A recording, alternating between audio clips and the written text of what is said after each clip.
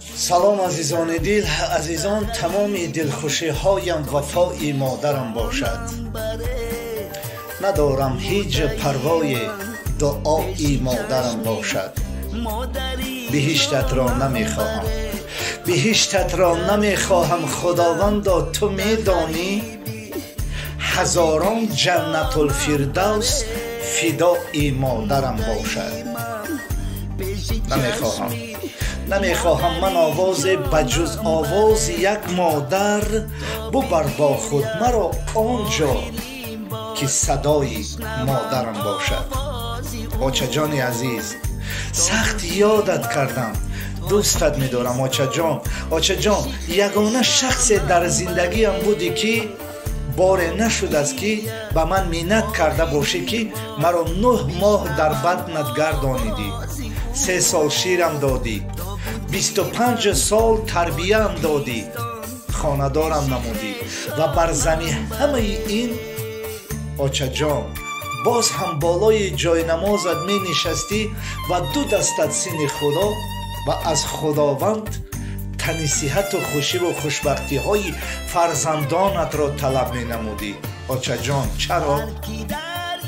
چرا بار نزد خداوند کمی برای زیاد نمودن عمرت طلب نکردی؟ که شاید عمرت کمی دراز می شد و ما از بوی شما آچه جان سیر می شدیم و امروز به 4 طرف دنیا من بوی مادر نمی کافتم. آچه جان، خداوندا جایت را جنت الفردوس بگرداند مادر جان.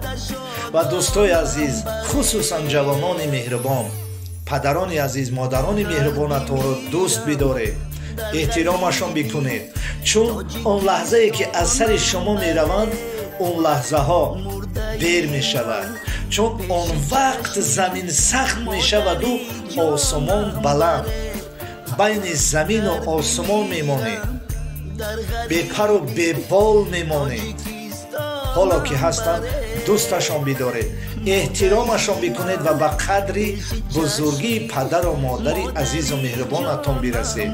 و بازم از خداوند 2 دست دعا میبردارم، میگویم الها پروردگارا، هر مادری که در قید حیات هستند الله تعالی عمر دراز پربرکتشان بده و مادرانی که از دنیا گذشته شدند الها پروردگارا، مادر هر یک ما و شما را خدایا خداوندا گورشان را پرنور و روحشان را از ما شاد بگرداند و جایشان را جنت الفردوس بگرداند.